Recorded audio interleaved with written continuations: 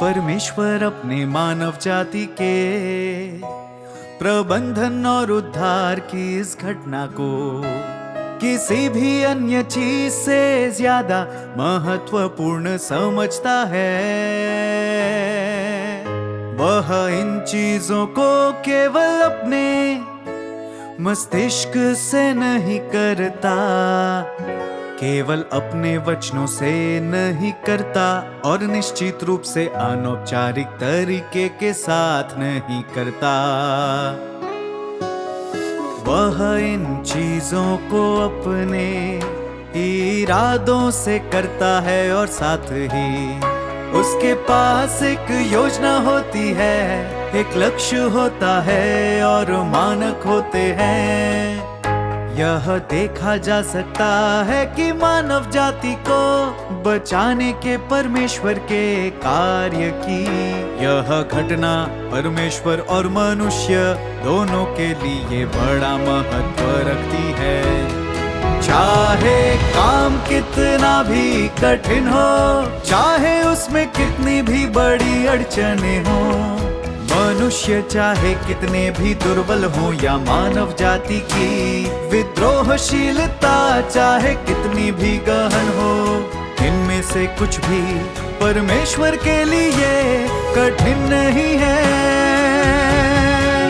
परमेश्वर अपने आप को व्यस्त रखता है, अपने दिल का खून खपा रहा है और वह जिस कार्य को कार्यान्वित करना चाहता है उसका प्रबंधन कर रहा है। वह हर चीज की व्यवस्था भी कर रहा है, जिन लोगों पर वह कार्य करना और जो कार्य करना चाहता है उन सब पर संप्रभु है।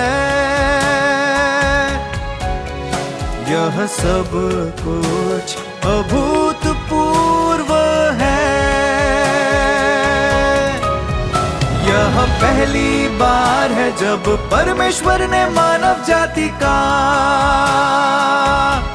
प्रबंधन करने और उसे बचाने के लिए इस प्रमुख परियोजना को पूरा करने की खातिर इन तरीकों का उपयोग किया है और इतनी बड़ी कीमत चुकाई है।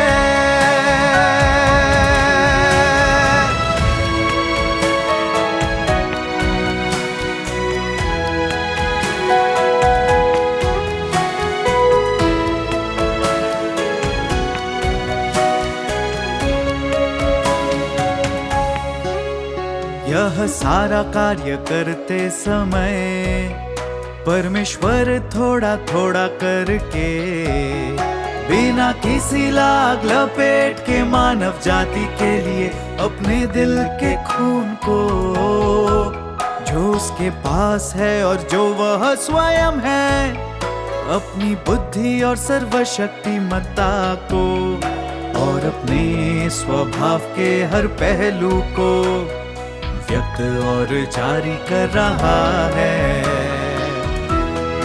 इन तरीकों की अभिव्यक्ति और विमोचन अभूतपूर्व है, इसलिए पूरे ब्रह्मांड में उन लोगों को छोड़कर जिन्हें प्रबंधित करना और बचाना परमेश्वर का लक्ष्य है। कभी कोई प्राणी परमेश्वर के इतने करीब नहीं रहा है जिसका उसके साथ इतना अंतरंग संबंध हो। परमेश्वर के हृदय में वह मानव जाति सर्वोपरि है जिसका वह प्रबंधन करना और बचाना चाहता है। और वह इस मानव जाति को अन्य सभी से अधिक महत्व देता है। भले ही उसने इस मानव जाति के लिए एक बड़ी कीमत चुकाई है, और भले ही ये उसे लगातार ठेस पहुंचाती है और उससे विद्रोह करती है, फिर भी उसे कोई शिकायत या पछतावा नहीं है। वह अभी भी उसे छोड़ता नहीं है या उस पर हार नहीं मानता है, और वह बिना रुके अपना कार्य करना जारी रखता है। ऐसा इसलिए है क्योंकि वह जानता है कि देर सवेर लोग उसके वचनों की पुकार से जाग जाएंगे, उसके वचनों से द्रवित हो जाएंगे, पहचान जाएंगे कि वही सृष्टि करता है, और फिर उसकी ओर लौट आएंगे।